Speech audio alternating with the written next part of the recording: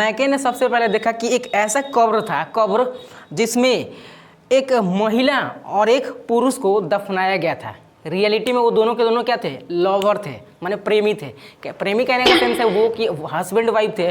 तो उस समय अगर हस्बैंड वाइफ साथ में मरते थे तो उनको अलग अलग कब्रों में नहीं दफनाया जाता था, एक ही साथ दफना दिया जाता था, ठीक है ना, एक ही साथ दफना दिया जाता था। तो जिससे कुछ लोग अंदाजा लगाते कि ये प्रेमी थे एक तरह से, ठीक है ना, इसलिए दोनों को एक साथ में क्या किया गया, दफनाया गया है। क्या है कि एक प्रेमी एक प्रेमिका के लिए अपना जान भी दे सकता है। इसके अलावा दुकान का भी अवशेष मिला था, मतलब उस समय भी दुकान था जिसमें हजमोला, जंजीरा, पाचक सब मिलता था जैसा कि अभी है। तो जो दुकान के अवशेष मिले थे, और वो दुकान किसके थे, लकड़ी के थे, और साथ ही साथ कुछ मिट्टी के भी दुकान थे। दुकान के जो अवशेष प्राप्त हुए थे वहाँ पे वो लकड़ी के दुकान थे, एक तरह से जो गुमटी इसको बोल सकते हैं हम लोग, और मिट्टी का भी दुकान था, अरे सॉरी दुकान था। तो इस तरह के दुकानों को अवशेष मिले थे। और साथ ही साथ क्या करते हैं, भूजा बुझती है। अब बताए आपको गोसार जो है ना, ये क्या है, एक तरह से बोल सकते हैं ये केंद्र है। गोसार केंद्र है किस चीज़ का, भूजा भुजवाने का ना है केंद्र। भूजा भुजवाने का केंद्र तो गोसार है, परंतु वहाँ पे जितनी भी महिलाएं होती हैं उन महिलाओं को अगर किसी बात की खबर लगी तो वहाँ से तुरंत क्या हो जाता है, वायरल हो जाता है गांव में। अगर कोई बात वहाँ पे खुल गई गोसार में तो समझ लीजिएगा वहाँ से आपका जितना भी खबर होगा सबके सब क्या हो जाएगा, जिस्म से जान तक पास आते गए और निगाहों से दिल में समाते गए। जिस हंसी ख्वाब की थी तमन्ना मुझे शायरी बन गए हो तुम, जिंदगी बन गए हो तुम, जिंदगी बन गए हो तुम। तो स्वागत है आपके अपने इस YouTube channel gravitational force foundation में। तो आज की इस वीडियो में हम आपसे शेयर करने वाले हैं कि हड़प्पा सभ्यता के जो प्रमुख स्थल थे उनका कौन कौन से स्थल थे जो सिंधु घाटी सभ्यता से रिलेटेड थे, जिनको खुदाई के दौरान जिनका उत्खनन कराया गया था तो वो प्राप्त हुआ था, ठीक है। तो उनमें कुछ इसके पहले वीडियो में हमने बताया भी था, ठीक है। हड़प्पा सभ्यता का खोज कैसे हुआ था, किस तरह के किसने खोज किया था। अलेक्जेंडर करिंघम नामक जो व्यक्ति थे वो क्या थे, इंजीनियर साहब थे। तो इंजीनियर साहब ने हड़प्पा सभ्यता का खोज किया, और हड़प्पा सभ्यता में जितने भी स्थल थे, प्रमुख स्थल, उन सभी स्थलों का खोज किसने किया था, तो कहीं ना कहीं बहुत सारे लोग थे। उन्हीं स्थलों के बारे में पढ़ना है और उसका खोज किसने किया था और किस तरह की वहाँ पे कंडीशन थी, ये सारे को पढ़ना है। तो सबसे पहला आपके सामने फर्स्ट आता हुआ है हड़प्पा। हड़प्पा एक प्रमुख स्थल है जो हड़प्पा सभ्यता या सिंधु घाटी की सभ्यता में उत्खनन के दौरान प्राप्त हुआ था। तो कहीं ना कहीं हड़प्पा जो है ना, देखिए जितने भी मुख्य रूप से स्थल मिले हैं ना, ज़्यादातर स्थल पाकिस्तान में मिले हैं। 2-3 ऐसे स्थल जो भारत में भी मिले हैं, जैसे गुजरात में मिला है, राजस्थान के गंगानगर जिला में मिला है, इस तरह की चीज़ें मिली है। तो सबसे पहला स्थल का नाम है 1 करोड़ इनाम के लिए, तो ताला लगाया जाए इसके ऊपर, हड़प्पा। अब कहीं ना कहीं ये पाकिस्तान में है। पाकिस्तान में एक जगह है मुल्तान, ठीक है ना, यहाँ पे वो है हड़प्पा जो है। ये जगह स्थल एक ऐसा स्थल है जो पाकिस्तान के मुल्तान नगर में, जिला में है, ठीक है ना। यहाँ पे इसकी सबसे पहले खोज हुई थी। सबसे पहले नगरों की अगर बात करें, अगर स्थलों की बात करें, तो सबसे प्रमुख स्थल जो हड़प्पा था सबसे पहले इसका खोज हुआ था। और यह स्थल कहीं ना कहीं रावी नदी के तट पर था। रावी नदी के तट पर, रावी नदी के तट पर कौन सा स्थल, तो हड़प्पा, ठीक है ना। अब इसका खोज करने वाले जो व्यक्ति थे, वो शख्स जितने हड़प्पा नगर, हड़प्पा प्रमुख स्थल जो था इसका खोज किया था, उनका नाम था दयाराम साहनी। तो कहीं ना कहीं दयाराम साहनी ने दया दिखाते हुए हड़प्पा सभ्यता का खोज कर दिया, कहा कि हमारा पास दया है, हम हड़प्पा सभ्यता का खोज कर रहे हैं। कब, तो 1921 में। तो हड़प्पा सभ्यता का खोज, हड़प्पा सभ्यता नहीं, हड़प्पा जो नगर था इसका खोज किसने किया था, तो दयाराम साहनी अपना दया दिखाते हुए इसका खोज कर दिया, ठीक है ना। आप याद कर सके 1921 में। अब कहीं ना कहीं देखिए यहाँ पे जब इसकी खुदाई करवाए ना, दयाराम साहनी उत्खनन करवाया हड़प्पा, ये जो जगह था, स्थल था, इसका जब खुदाई करवाए ना खुरपी से तो नहीं, कुदारी से, या बड़ी बड़ी चीज़ें होती, जितने लोगों को मिला के इसका खुदाई जब करवाए थे तो उससे उनको क्या प्राप्त हुआ था, इस तरह की चीज़ें वहाँ पे उनको गढ़ प्राप्त हुआ था, दुर्ग प्राप्त हुआ था। गढ़ का मतलब होता है जैसे किला हो गया एक तरह से, तो इस तरह की चीज़ें प्राप्त हुई। इसके साथ साथ अन्नागार प्राप्त हुआ। अन्नागार एक ऐसा चीज़ होता है जहाँ पे चीज़ें रखी जाती है, मतलब अनाज को रखा जाता है। जैसे भारत में एक अन्नागार है जिसका नाम जैसे क्या बोलते हैं गोलघर। गोलघर अनाज को स्टोरेज करने वाली एक जगह जो वो दूसरे समय में बनाया गया था अंग्रेजों द्वारा।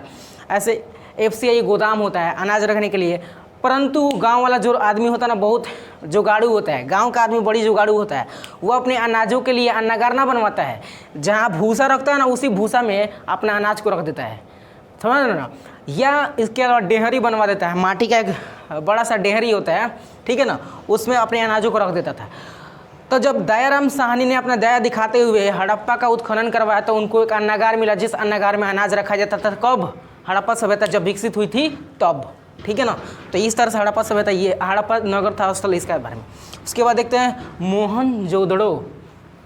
तो मोहनजोदड़ो जो था ना, इसका खोज या इसका उत्खनन राखल दास बनर्जी, राखल दास बनर्जी ने मोहनजोदड़ो का उत्खनन करवाया था। बनर्जी नहीं बनर्जी, बनर्जी नहीं बनर्जी। तो बनर्जी ने, राखल दास बनर्जी ने 1921 में मोहनजोदड़ो का क्या कराया था? उत्खनन करवाया था। तो उत्खनन के दौरान इनको बहुत सारे तरह की चीज़ें मिली थी। अब देखिए, राखल दास बनर्जी जो थे ना, ये हड़प्पा मोहनजोदड़ो का जब उत्खनन करवाए तो ये ऊपरे ऊपरे कटवा के छोड़ दिए। इनको ज़्यादा मतलब दिलचस्पी नहीं मिली, क्योंकि का बेकार में कोड़वाओ तो नहीं हड़प्पा मोहनजोदड़ो के छोड़ा था। तो थोड़ा सा इनको चीज़ें मिली। हालांकि शुरुआत की तो 1921 में, ठीक है ना, परंतु पूर्ण रूप से नहीं खुनवाया। तो पूर्ण रूप से यानी विस्तृत उत्खनन, विस्तृत का मतलब कि पूरा फैला के पूरा हड़प्पा को कोड़वा दिए। किसने? मैके।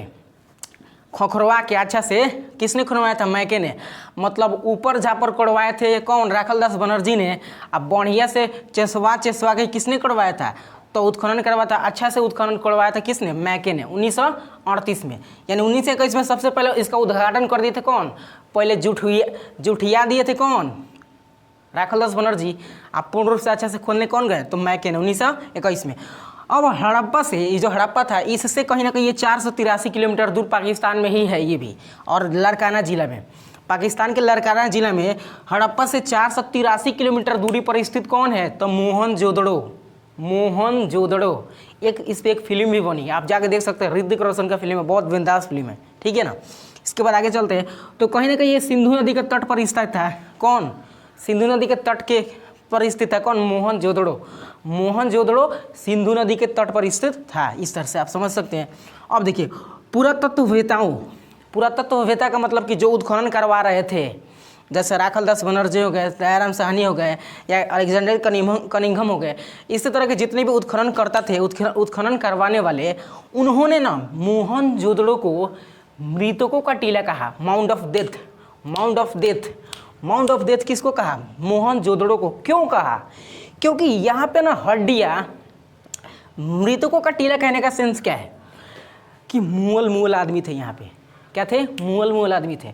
अब ऐसा ना आदमी मुअल थे ना कि उनका एगो पंजा छिटा गया था, कहीं और ही चला गया था, घेट कहीं और ही, इधर का जो धड़ था, हड्डी बाती सब कहने कहने छिटाया था, ठीक है ना। बहुत ज़्यादा मात्रा में हड़प्पा, इस जो मोहनजोदड़ो था यहाँ पे बहुत अधिक संख्या में क्या मिले थे? तो हड्डियों के ज़्यादा मात्रा में संख्या में मिले थे हड्डी। किसी का ठेहुना गोपालगंज फेंकाया था, किसी का पंजाब फेंकाया था, किसी का पाकिस्तान में फेंकाया था। अब पाकिस्तान पंजाब कहने का सेंस है कि बहुत दूर दूर पर फेंकाया था, ये ना कि एगो पंजाब चला गया था, एगो राजस्थान चला गया था, नहीं, बहुत दूर दूर पर फेंकाया था। माने विस्तृत रूप से अव्यवस्थित ढंग से हड्डियों के अवशेष मिले, इसलिए इसको मोहनजोदड़ो को मृतकों का टीला कहा गया। एक बार ऐसा हुआ कि एक जगह यहाँ पे देखे किसने? तो मैके ने सबसे पहले देखा कि एक ऐसा कब्र था, कब्र जिसमें एक महिला और एक पुरुष को दफनाया गया था। रियलिटी में वो दोनों के दोनों क्या थे? लवर थे, माने प्रेमी थे। प्रेमी कहने का सेंस है वो कि हस्बैंड वाइफ थे। तो उस समय अगर हस्बैंड वाइफ साथ में मरते थे तो उनको अलग अलग कब्रों में नहीं दफनाया जाता था, एक ही साथ दफना दिया जाता था, ठीक है ना, एक ही साथ दफना दिया जाता था। तो जिससे कुछ लोग अंदाजा लगाते कि ये प्रेमी थे एक तरह से, ठीक है ना। इसलिए दोनों को एक साथ में क्या किया गया? दफनाया गया है। क्या है कि एक प्रेमी एक प्रेमिका के लिए अपना जान भी दे सकता है, लगाया गया था, ठीक है ना। या एक प्रेमिका एक प्रेम के लिए क्या दे सकती है? जान दे सकती है। तो ये वही नहीं कर सकती है, अब बताइए हस्बैंड वाइफ में तो ऐसे कम ही होता है ना कि वो दोनों के एक ही साथ जान दे सकते हैं। बुढ़िया पहले जाइए, उसके बाद बुढ़वा आता है, कहते चल हम आओ नहीं, दोनों साथ में नहीं जा सकते। लेकिन अगर लवर होगा, प्रेम करने वाले होंगे तो दोनों साथ में जाएंगे। तो इस तरह से मोहनजोदड़ो को क्या कहा गया? मृतकों का टीला, क्योंकि यहाँ पे बहुत सारी हड्डियाँ मिली थी और हड्डियों के देखते हुए यहाँ पे अंदाज लगाया गया था कि यहाँ पे युद्ध हुआ होगा, मार हुआ होगा, एकदम गणासी से मार हुआ होगा, जिस वजह से हड्डी का अवशेष इधर उधर छिटाया मिला। अगर मान लीजिए दफनाया गया होता तो हड्डी एक जगह इसे सोई हुई अवस्था में मिलता, परंतु ऐसा कुछ नहीं था। ठीक है, इसलिए इसको कहा गया। अब कहीं ना कहीं यहाँ देखिएगा, यहाँ पे जब इसका उत्खनन करवाए थे मैके ने, सबसे अच्छा तरीका से उसको उत्खनन करवाया था मैके ने, तो वहाँ पे ना इनको स्नानागार मिला था। स्नानागार का मतलब कि डुबकी लगाने वाला जगह। डुबकी लगाने वाला जगह का मतलब तालाब, बड़ा तालाब। और वे तालाब ऐसे तालाब थे जिसमें सीढ़ियाँ बनाई गई थी। जिसमें क्या बनाई गई थी? सीढ़ियाँ, कि आप सीढ़ी पर से उतर के जाके बुड़के मार के नहा के चल सकते हैं। समझ रहे हैं ना? अब कुछ तालाब ऐसे भी होता है जिसमें सीढ़ी होता ही नहीं है, तो उस तालाब में हमको ढिमलिए मार के कूदना पड़ता है और पकड़ के चढ़ना पड़ता है ऊपर। और सीढ़ी रहेगा तो आराम से ठेहुना धरते धरते ऊपर चढ़ जाएंगे, निकल जाएंगे बहरी। तो मोहनजोदड़ो में जितने भी स्नानागार मिले थे, लगभग बहुत सारे स्नानागार मिले थे जो मैके ने उत्खनन के दौरान प्राप्त किए थे, तो उसमें बहुत अच्छी से सीढ़ियाँ बनाई गई थी। ठीक है ना? और ज़्यादा गहरा भी था एक तरह से, मतलब कहने का सेंस है उतना गहरा नहीं था जितना कि नहाने के लिए बनाया गया था। अब कहीं ना कहीं उस समय तो एथी नहीं था ना, क्या बोलते हैं, कल का सिस्टम नहीं था कि ज़मीन में पाइप गाड़ के सब निकाल सकते थे, कुआं से पानी निकालते थे। 250 कुएं के अवशेष मिले थे कहीं पे, अब बताएंगे वो आपको कहाँ मिला था। ठीक है ना? अभी फिलहाल इतना लोग पढ़ते हैं, 250 कुएं के एथी मिले थे जगह। तो कहीं ना कहीं हड़प्पा सभ्यता या सिंधु घाटी की सभ्यता में जितने भी लोग शामिल थे वो सबके सब अपने मतलब पानी को कुएं से प्राप्त करते थे, जिसके लिए उन्हें कुआं खुदवाना पड़ता था। तो इस तरह से उनको स्नानागार भी मिला, तालाब भी मिला। ठीक है ना? आई होप आप समझ गए। इसके बाद आता है चनहुदड़ो मोहनजोदड़ो से 130 किलोमीटर की दूरी पर था। अब देखिए, हड़प्पा से एक 483 किलोमीटर की दूरी पर था मोहनजोदड़ो। अब मोहनजोदड़ो से 130 किलोमीटर की दूरी पर कौन था? तो चनहुदड़ो। कहने के बहुत सारे डिस्टेंस पर मिला है यहाँ पे। अब देखिए दूर है, ये भी सिंधु नदी के तट पर स्थित है। जो चनहुदड़ो और मोहनजोदड़ो दोनों के दोनों सिंधु नदी के तट पर स्थित है। ठीक है? उसके बाद देखिएगा, यहाँ पे भवनों के अवशेष मिले थे। किसके अवशेष? भवनों के अवशेष, माने जो बड़का बड़का बिल्डिंग होता था ना, उस बिल्डिंग का टूटने के बाद जो उसका हश्र होता है, उस बिल्डिंग के टूटने के बाद जो उसका हश्र होता है, इस तरह की चीज़ें वहाँ पे मिली थी। कहाँ पर मिला था? तो चनहुदड़ो में। मतलब कहीं छड़ मिला था। कहने का सेंस है कि घर में जो जो अवयव लगे होते हैं, कंपोनेंट लगे होते हैं, जो जो अवशेष लगे होते हैं, उन सभी अवशेषों का प्रमाण मिला था चनहुदड़ो में, जिससे पता चलता है कि हाँ उस समय भी लोग अपना घर बनाते थे रहने के लिए। ठीक है? अब आते हैं आगे। यहाँ पे मनके बनाने का केंद्र था। मन का मन है हड़िया पतकी। हड़िया पतकी समझ रहे हैं? जो मट्टी का होता है जिसमें लोग क्या करते हैं, बहुत सारे काम कर सकते हैं उसी में। अब ये शुरू से मन का बनाने का सिस्टम था, तो अभी के टाइम में मन का सिस्टम है। तो गांव में ना गोसार बना दिए गया उस मनका से, इन हड़िया से, जिसमें लोग क्या करते हैं, भूजा भूजते हैं। अब पता है आपको, गोसार जो है ना, ये क्या है, एक तरह से बोल सकते हैं ये केंद्र है। गोसार केंद्र है किस चीज़ का? भूजा भुजवाने का ना है केंद्र। भूजा भुजवाने का केंद्र तो गोसार है, परंतु वहाँ पे जितनी भी महिलाएं होती हैं, उन महिलाओं को अगर किसी बात की खबर लगी तो वहाँ से तुरंत क्या हो जाता है, वायरल हो जाता है गांव में। अगर कोई बात वहाँ पे खुल गई गोसार में, तो समझ लीजिएगा वहाँ से आपका जितना भी खबर होगा सबके सब क्या हो जाएगा, वायरल हो जाएगा पूरे गांव में। काहे कि पूरे टोला टोली मोहल्ला गली मोहल्ला से लोग वहाँ पे आते हैं, और वहाँ से अगर एक बार छिड़ गया तो पूरे गांव में छिटा जाएगा कहीं ना कहीं। ठीक है ना? तो वो आकाशवाणी का केंद्र होता है। क्या चीज़? गोसार। गोसार किसका केंद्र होता है? आकाशवाणी का केंद्र होता है। ठीक है ना? आकाशवाणी के केंद्र से पूरे गांव में विस्तार हो जाएगा, किसी खबर का पूरा फैल जाएगा एकदम एक तरह से उस यहाँ पे। ठीक है ना? तो कहीं ना कहीं यहाँ पे मनका बनाने का क्या था, केंद्र था चनहुदड़ो में। यहाँ पे मनका यानी हड़िया पतकी बनाया था, जिसमें लोग अनाज को एकत्रित करते थे। कहीं ना कहीं पानी ले जाने के लिए भी उसका इस्तेमाल किया जाता था। या इसके अलावा जितनी भी तांबा या जितनी भी धातु की खोज होती थी, या उनके पास जितनी भी मुद्राएं रहती थी, पैसा, उन सभी पैसा को मनका में हड़िया में रख के ज़मीन के अंदर गाड़ दिया जाता था। जिसके बाद कभी खुदाई होती थी तो पता चलता था कि हाँ उस जगह में एक हड़िया सोना मिला है। ठीक है ना? इस तरह की चीज़ों को इस्तेमाल करते थे। अब कहीं ना कहीं चनहुदड़ो भी पाकिस्तान में था। ये हमने भारत का एक नक्शा बनाया जिसका आपका थोड़ा सा मूड इधर नहीं दिख रहा होगा, ठीक है ना। तो इसके इसी साइड में क्या है, पाकिस्तान है। तो पाकिस्तान में ये सारे के सारे स्थल मिले थे, ठीक है ना। तो यहाँ पे अब चंद्रहुदुड़ो समझे। उसके बाद आता है यहाँ पे क्या चीज़, लोथल। इधर के जितने भी स्थल मिले थे ये सब के सब लगभग पाकिस्तान में मिले थे। अब इधर देखते हैं, ये जो लोथल था इसका उत्खनन आर.एस. राव ने कराया था। किसने कराया था, आर.एस. राव। आर.एस. राव ने 1955 में इसका उत्खनन कराया था। किसका, लोथल का, चौथल नहीं, लोथल। लोथल का उत्खनन किसने कराया था, तो आर.एस. राव ने 1955 में। अब ये आपको ना गुजरात के खंभात की खाड़ी के समीप मिला है लोथल जो है। अब देखिए ये भारत का एक सिंपल नक्शा हमने बनाया है। अब यहाँ पे ये वाला जो एरिया ना ये आपका गुजरात है, ठीक है ना, क्या है, गुजरात। और गुजरात रियलिटी में खंभात की खाड़ी के पास ही तो है, यह है खंभात की खाड़ी। तो यहीं पे आपको मिला था क्या चीज़, लोथल, गुजरात के पास, ठीक है ना, जो खंभात की खाड़ी के समीप में स्थित है। अब लोथल जो था ना, यहाँ देखिए लोथल में किस किस तरह की चीज़ें मिली थी। यहाँ पर भी भवन का अवशेष मिला था।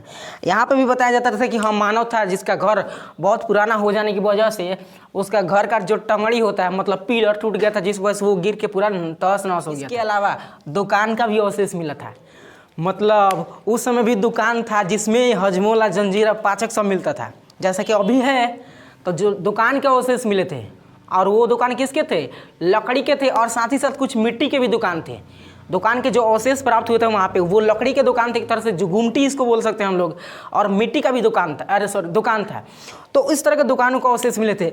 और साथ ही साथ दुकान में जो बिकी जाने वाली वस्तुएं होती है ना, वो वस्तुओं का कुछ प्रमाण मिला था। कहाँ पे, लोथल में, जो गुजरात के खंभात की खाड़ी के लगभग पास में है, ठीक है ना। तो इस तरह से आप समझ सकते हैं। यहाँ पे गोदीवाड़ा भी मिला है। क्या मिला है, गोदीवाड़ा। अब गोदीवाड़ा मतलब गोदी नहीं होता है, बंदरगाह होता है। क्या होता है, सी पोर्ट। तो अब देखिए ध्यान से, आप पढ़े होंगे ज्योग्राफी में, या हमने भी बताया था, आप ज्योग्राफी का प्लेलिस्ट में आप जाकर देख सकते हैं कि भारत का दो दक्षिणी एरिया है ना, ये नक्शा में भारत का जो दक्षिणी एरिया है, इधर से ये पूरा जल ये है तरह से, ठीक है ना, पूरा जल ही जल है, जल ही जीवन है। तो कहीं ना कहीं इधर से समुद्री मार्ग से व्यापार होने के बहुत सारे चांसेस है। तो इसका मतलब कि बंदरगाह इसी साइड में ना होगा जी। तो गुजरात से लेकर इधर इस साइड में पूरा ये क्या है, बंदरगाह है, बनाया जा सकता है। अब बनाया गया भी था। तो उस समय एक बंदरगाह था, अथी गोदीवाड़ा था, ठीक है ना, जहाँ पे लोग व्यापार करने आते थे। क्या करने आते थे, व्यापार करने आते थे नाव के थ्रू। पता है जब हम 6th क्लास में पढ़ते थे ना, तो एक आदमी हमसे पूछे थे कि बंदरगाह किसको कहा जाता है, बंदरगाह।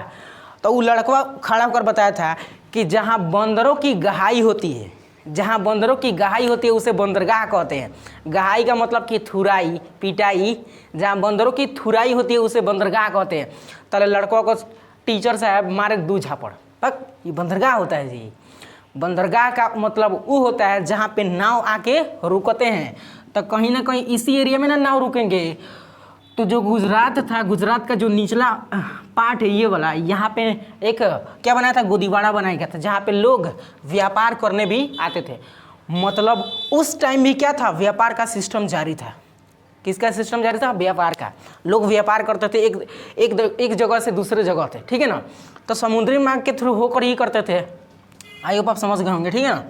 तो यहाँ पे दुकान का अवशेष मिला, भवन का अवशेष मिला, एक गोदीवाड़ा मिला जिससे लोग व्यापार करते थे, और व्यापार करने के दौरान बहुत सी सारी वस्तुओं का बिक्री करते थे, बेचते थे, और वो खरीदते भी थे, ठीक है। उसके बाद आगे चलते हैं। उसके बाद है धौलावीरा। क्या है, धौलावीरा। धौलावीरा का उत्खनन करवाया था आर.एस. विष्ट ने 1990 में। धौलावीरा का उत्खनन किसने करवाया था, तो आर.एस. विष्ट ने 1990 में। आप डेट याद रखिएगा, और किसने किसका उत्खनन करवाया था। कहने कि एक नंबरिया क्वेश्चन में पूछता है, क्या कि अभी के टाइम में एक नंबरिया का ज़माना चल रहा है, ऑब्जेक्टिव का ज़माना चल रहा है। और एक दिन ऐसा ज़माना था जिसमें केवल सब्जेक्टिव पूछता था तो लड़का सब मुँह बा देता था, ठीक है ना। तो कहीं ना कहीं ऑब्जेक्टिव का ज़माना, इसलिए आप ऑब्जेक्टिव पर फोकस कीजिएगा जितना मैं इसमें बता रहा है, ठीक है ना। आता है धौलावीरा। धौलावीरा का उत्खनन आर.एस. विष्ट ने 1990 में कराया था। धौलावीरा का उत्खनन आर.एस. विष्ट ने 1990 में करवाया था। उसके बाद देखिए ये गुजरात के कक्ष में स्थित है। कहाँ है, गुजरात यहीं पे है। इसका ये वाला एरिया जो है ना, ये कक्ष है, कहीं ना कहीं राजस्थान के लगभग पास में है गुजरात। तो ये कक्ष हो गया, ठीक है ना। तो यहाँ पे आपको मिलेगा क्या चीज़, तो कक्ष, जहाँ पे धौलावीरा है स्थित, जहाँ पे धौलावीरा स्थल है। तो यहाँ पे किले बंदी का प्रमाण मिला है। किलेबंदी का मतलब कि जिनका जितना क्षेत्र है उन क्षेत्रों को घेरवा देना, या तो ईंटा से घेरवा देना, नहीं तो किसी भी चीज़ से घेरवा देना, सॉरी, ठीक है ना। तो किलेबंदी का भी प्रमाण कहाँ मिला है? धौलावीरा में, जो गुजरात के कच्छ में स्थित है, गुजरात के कच्छ में स्थित है, ठीक है ना। उसके बाद देखते हैं यहाँ पे आपको ना, अब ये जो किलेबंदी का प्रमाण मिला है ना, ये किलाबंदी कहीं ना कहीं पत्थर से बना हुआ था, पत्थर से, ईंटा से नहीं। किससे बना हुआ था? पत्थर से। जैसे चाइना का जो दीवार है ये पत्थरों से बना हुआ है, कहीं ना कहीं पत्थर से ही बना हुआ है, ठीक है ना। तो जितने भी यहाँ पे क्या मिले थे किलेबंदी का प्रमाण, वो सब के सब किलेबंदी किससे बने थे? स्टोन से बने थे, मतलब पत्थर से बने हुए थे। तो इस तरह से धौलावीरा था। उसके बाद आता है 6वां नंबर कालीबंगन। कालीबंगन, कालीबंगन, काली का मतलब काला, बंगन का मतलब कि बैंगल्स यानी चूड़ी, लहठी, मतलब वही जगह है जहाँ पे कॉस्मेटिक सामान मिलेगा। कॉस्मेटिक सामान का मतलब कि जैसे आलता हो गया, टिकुली हो गया, सिंदूर हो गया, बिंदी हो गया, यहाँ तक कि ठोड़ रंगने वाला हो गया, लिपस्टिक, इस तरह की चीज़ों का अवशेष कहाँ मिला था? कालीबंगन में। चूड़ियों का अवशेष मिला था, रंग बिरंगी चूड़ियों का अवशेष मिला था। तो कहीं ना कहीं मान सकते हैं कि कालीबंगन जो था ये कॉस्मेटिक सामान का केंद्र था। और मनका यानी हड़िया का केंद्र कौन था? तो इस तरह से हमने आपको बताया कि हड़िया का केंद्र था ये चनहुदड़ो, और कॉस्मेटिक सामान का केंद्र कौन था? कालीबंगन, ठीक है ना। यहाँ पे इसका उत्खनन करवाया था किसने? बीबी लाल, बीबी लाल और बीके थापड़, थापड़ नहीं, बीबी लाल, बीके थापड़, नाम देखो कितना अच्छा है। इस तरह का नाम हमने गांव में रख दिया है ना तो लड़का सब पिनका देगा, बीके थापड़, बीबी लाल, बीबी लाल, बीबी लाल पिनका के रख देगा। तो कहीं ना कहीं इस तरह के नाम उस समय रखे गए थे, जिस वजह से जिन्होंने इसके कालीबंगन जो स्थल था इसका खोज किया था। ये कहीं ना कहीं कालीबंगन जो है राजस्थान में है, राजस्थानी भारत गुजरात के जस्ट ऊपर एरिया में, ये पूरा राजस्थान आपका हो गया। तो राजस्थान के गंगानगर जिला में स्थित है कौन चीज़? तक कालीबंगन। कालीबंगन राजस्थान के गंगानगर जिला में स्थित है और ये सरस्वती नदी के किनारे है। तो अभी के टाइम में इसका नाम सरस्वती है, परंतु पहले इसका नाम था घग्गर। सरस्वती के नदी का नाम पुराना क्या था? घग्गर। तो ये घग्गर नदी के किनारे स्थित था, ठीक है ना। कौन? राजस्थान। तो कालीबंगन में लिपस्टिक जैसे चीज़ों का या जितनी भी चीज़ें था जो महिलाएं ठोड़ रंगती हैं उस तरह की चीज़ों का यहाँ पे अवशेष मिला था। तो आई होप आप हड़प्पा सभ्यता से कुछ प्रमुख स्थलों को अच्छे से समझ पाए होंगे, ठीक है ना। तो इस वीडियो को यहीं पे एंड करेंगे। इससे पहले यदि आप इस चैनल पर नए हो तो चैनल को जरूर सब्सक्राइब कीजिएगा, क्योंकि बहुत मेहनत लगता है। अगर आप सब्सक्राइब कीजिएगा, अपने दोस्तों के साथ शेयर कीजिएगा तो हमें मोटिवेशन मिलेगा, जिससे आपको और वीडियो प्रोवाइड कराया जाएगा, ठीक है ना। तो इस तरह से अगर और भी आपका कोई सब्जेक्ट है जो आप 12th क्लास में पढ़ रहे हैं तो वो हमें कमेंट बॉक्स में ज़रूर रिप्लाई दीजिएगा, हम उस पर वीडियो बनाने की पूरी कोशिश करेंगे, ठीक है ना। तो इस तरह से आपका ये टॉपिक खत्म। इसके बाद अगले वीडियो में हम देखेंगे हड़प्पा सभ्यता से और कुछ जानकारी है, ठीक है ना। तो मिलते हैं तब तक के लिए दूसरे वीडियो में, तब तक के लिए टेक केयर ऑफ़ योरसेल्फ।